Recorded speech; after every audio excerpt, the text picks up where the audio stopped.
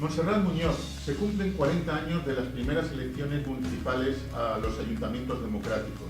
Monse, ¿qué representa para ti este acontecimiento? Bueno, yo creo que es una fecha en la que los ciudadanos y ciudadanas de este país nos tenemos que felicitar.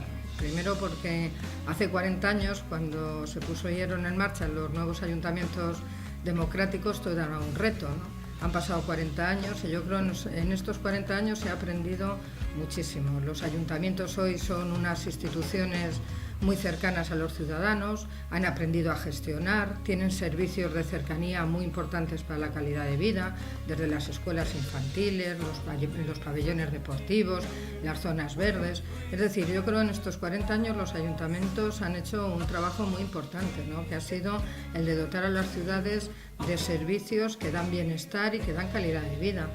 Y creo que ese bagaje es muy importante. Probablemente de estos 40 años, pues igual que hay luces, hay sombras también, ¿no? Y yo creo que entre las sombras pues está en algunos casos el que no haya habido un desarrollo de la participación ciudadana como debería haberse hecho en todo este periodo. Yo creo que se ha dejado mucho la política a los concejales y a los partidos políticos y que se ha desarrollado muy poco lo que es la participación de los vecinos y las vecinas en la vida cotidiana, en las cosas que pasan, en las decisiones que se toman. Y creo que por eso este siglo XXI para los ayuntamientos tiene que ser el siglo XXI de las puertas abiertas, el siglo XXI en el que los ciudadanos y las ciudadanas tengan cauces de participación directa que les impliquen en la solución de los problemas de sus ciudades, pero también en la propuesta de qué modelo de ciudad quieren para los próximos años, ¿no? Temas, por ejemplo, como el medio ambiente, que yo creo que va a ser uno de los elementos claves de futuro, no se va a poder solventar si no hay el compromiso también de los ciudadanos y de las ciudadanas. No va a ser solo ya un tema de la gestión política del ayuntamiento, sino que creo que este nuevo periodo va a tener que ser el de la gestión política de la participación de la gente para solventar problemas que ya son muy complejos, ¿no? En San Fernando de Henares, ¿qué ha cambiado en estos 40 años? Pues yo creo que ha cambiado todo, ¿no? Yo no estaba aquí hace 40 años, pero sí he tenido oportunidad de ver cómo era este municipio cuando se hicieron las primeras elecciones democráticas y no estaba en muchas zonas asfaltado, no había saneamiento, es decir, no había muchas de las cosas que hoy nos parecería impensable vivir sin ellas, ¿no? Y creo que se fueron abordando gracias a que los ayuntamientos democráticos llegaron con un impulso por mejorar las cosas enorme, ¿no? Creo que esa fuerza de los primeros ayuntamientos es algo de lo que todos nos tenemos que sentir muy orgullosos, ¿no? Me comentaba cuando yo empecé a ser alcaldesa un vecino de San Fernando que en San Fernando se les conocía cuando íbamos a Madrid porque llevábamos los zapatos llenos de barro, ¿no?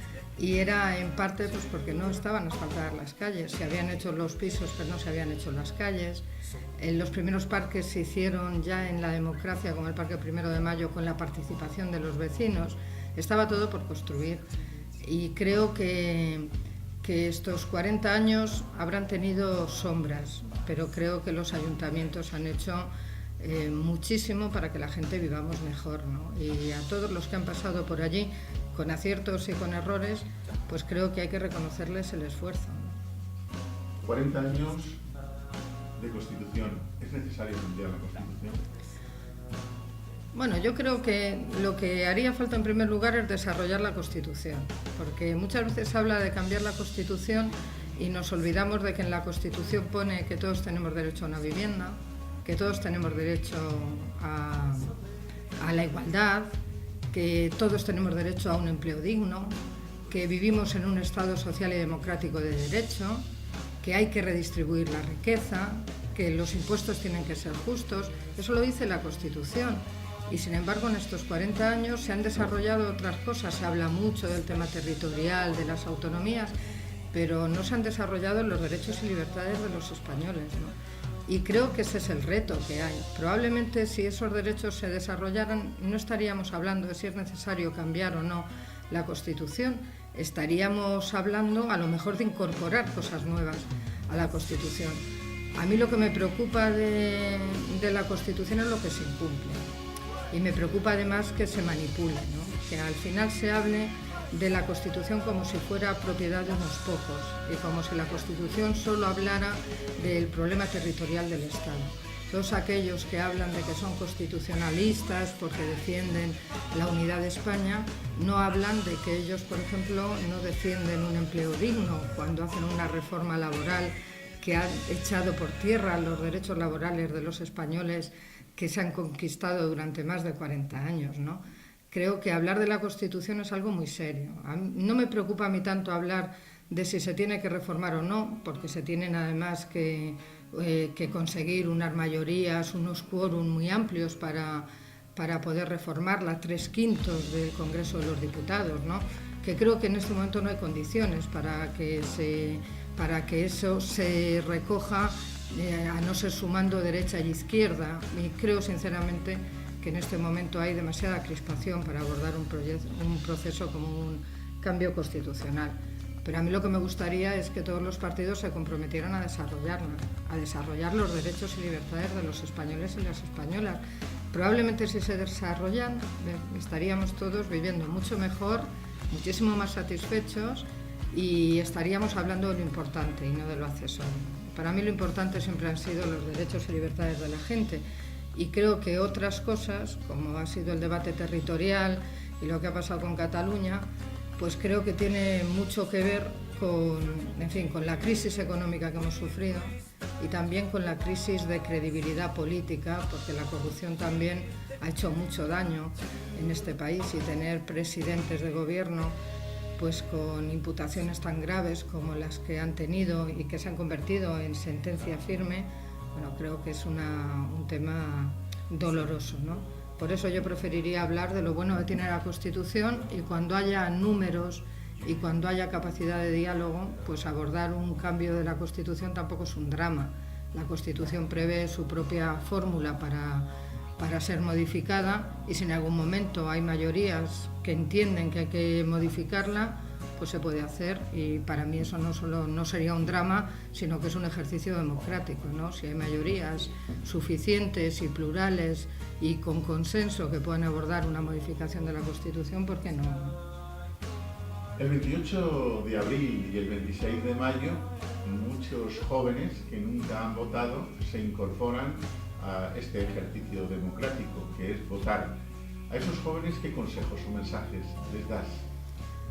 Bueno, lo primero que voten, ¿no? Creo que a veces se devalúa lo que es el derecho al voto, probablemente porque las nuevas generaciones lo han visto con tanta normalidad que se pueda votar para decidir su futuro, que pueden no darle la importancia que tienen. Yo creo que votar es un modo democrático de expresar lo que piensas y por lo tanto creo que es muy bueno que la gente vaya a votar y que la gente joven vaya a votar y asuma la responsabilidad de su voto. Sepa por qué vota lo que vota.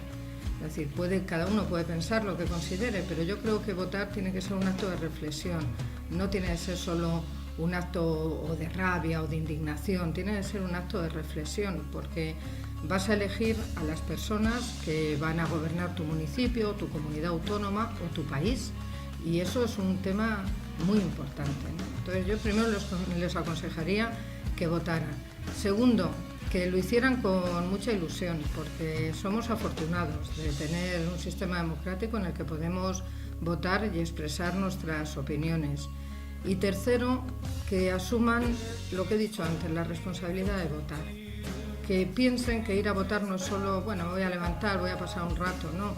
Que piensen que lo que van a hacer es importante para ellos y para el conjunto de la sociedad. Y luego les diría que en un momento en el que la política está muy devaluada, que pues haría un llamamiento para enaltecerla, ¿no? Yo creo que la política es algo muy noble y creo que la política es lo que ha permitido que haya enormes avances en las sociedades democráticas. Sin política hay cesarismo y sin política hay dictaduras. Con política hay democracia. Y con política puedes discutir qué proyectos de país o de ciudad quieres, ¿no? Y por lo tanto les diría que confiaran en la política. Decía Antonio Machado que si no hacemos la política nosotros, otros la harán por nosotros, ¿no? Y esos otros no suelen presentarse a las elecciones. Entonces creo que es bueno que piensen que la política es un acto noble, ¿no? En el que, como en todas las actividades de la vida, hay gente innoble, pero como actividad yo creo que es de una de las actividades más nobles que puede realizar el ser humano, pues una actividad de servicio público. Y luego les diría que miren qué proyecto les presentan, que no crean en los titulares sencillos ni simples, y que sean conscientes de que los problemas difíciles no pueden tener soluciones sencillas. 40 años de dictadura, 40 años de democracia. ¿Y ahora qué? ¿Cuál es nuestro futuro? Bueno, yo espero que nuestro futuro sea un futuro de profundización democrática, de mayor participación social, aunque es verdad que estamos en un momento en el que yo al menos pues estoy preocupada, ¿no? Porque he visto renacer en este país determinados discursos, determinadas formas de hacer política que, lejos de acercarnos al siglo XXI, yo creo que nos devuelven a lo más oscuro del siglo XX de este país, que fue la dictadura, ¿no? Creo que no se debe frivolizar con algunos discursos, y creo que los que creemos en la democracia como un método por el que podemos convivir aun siendo diferentes, creo que tenemos la obligación de defenderla respetando la pluralidad, sabiendo que no todos opinamos lo mismo, pero también poniendo límites, y esos límites son que nuestra libertad solo la vamos a poder defender si defendemos la de todos, y que no se puede sostener un país decente si se sostiene sobre la discriminación o se sostiene sobre el odio, ¿no?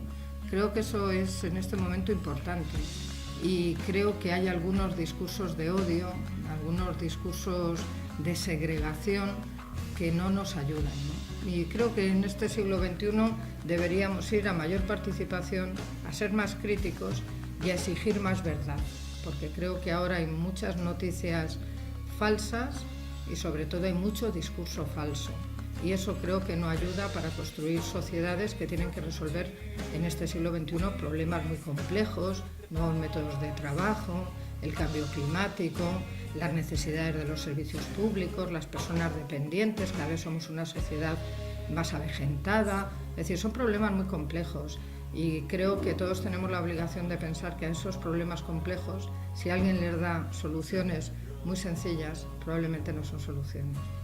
Esos discursos de los que nos habla, eso es un síntoma de que la democracia o la política no han madurado lo suficiente.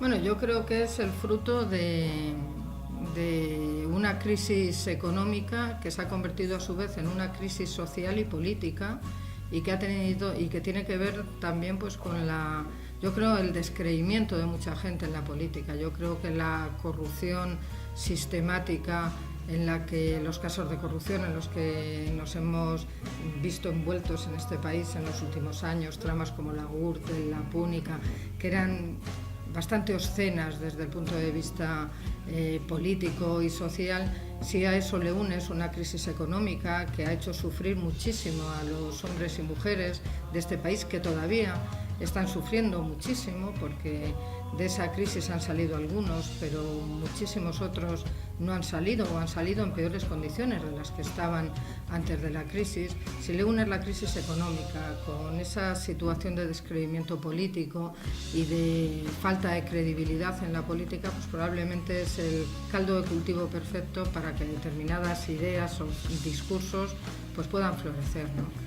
La obligación de los que creemos en la política, pues intentar explicar nuestra posición con honestidad e intentando que esos discursos pues no sean acogidos. Probablemente si las cosas en la política se hubieran hecho mejor, si los derechos y libertades de este país se hubieran desarrollado mejor, si quienes han gobernado este país los últimos 40 años hubieran hecho mejor los deberes, pues probablemente no estaríamos en lo que estamos ahora, ¿no? Pero bueno, hay nuevos procesos, la inmigración, en fin, también todo este sistema de comunicación o de información vía Internet que nos hace también tener una información muy diversa, no siempre contrastada. Creo que todo eso nos obliga a afrontar este siglo XXI también con nuevas herramientas, ¿no? Y esas nuevas herramientas pues son intentar poner unos códigos de funcionamiento en la política que tienen que ver con la ética, con la verdad, con la pluralidad, con el respeto,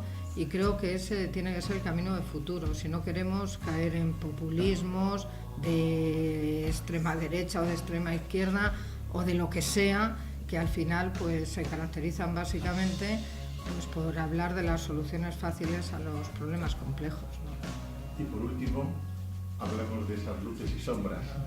¿Nos podemos felicitar de estos 40 años? Bueno, yo creo que sí, ¿no? Creo que nos tenemos que felicitar viéndolo, no viendo caso a caso ni día a día, ¿no? Pero creo que cuando hablas con las personas más mayores, las de aquella generación que hicieron la Constitución, y se sienten orgullosos del país que tenemos hoy, de los pueblos que tenemos hoy, será por algo, ¿no? Y creo que hay que reconocérselo, porque creo que ellos y ellas, nuestros padres, apostaron porque este país fuera mejor que el que encontraron. Hicieron un enorme esfuerzo, ¿no? En fin, se reconciliaron y convivieron a pesar de las enormes dificultades, apostaron por un modelo democrático para avanzar, y cuando tú les preguntas a ellos te dicen, bueno, pues esto está mal, pero bueno, tenemos una sanidad pública o tenemos... porque se han esforzado mucho en que este país fuera mejor, ¿no? Creo que eso está en el haber del conjunto de la población española. En el debe, que yo creo se podía haber hecho mucho más, ¿no? Se podía haber hecho más en el conjunto del Estado, y creo que en lo que tiene que ver con los ayuntamientos, pues creo que hoy nadie discutiría que los pueblos y ciudades de España son mejores que los que había hace 40 años, ¿no? Hay espacios deportivos, hay espacios de ocio, hay zonas verdes, hay escuelas, hay colegios, institutos, centros de salud. Eso es así. ¿Se ha hecho todo lo que se podía en estos 40 años? Pues probablemente no. Probablemente se podría haber avanzado más. Pero bueno, yo que intento ser optimista, porque creo que solo siendo optimista puedes intentar avanzar, creo que si no orgullosos, bueno, un poquito satisfechos, sí. Pues 3 de abril de 2019, 40 años de ayuntamientos democráticos. Felicidades. Muchas gracias. No sé si se hará algo en este municipio, pero cuando se cumplieron los 25 años de ayuntamientos democráticos, este ayuntamiento, era yo entonces alcaldesa, hizo un acto con todo el movimiento asociativo local y con todos los que habían sido alcaldes y concejales de todas las fuerzas políticas, en lo que había una combinación de responsables políticos y representantes sociales de la sociedad civil.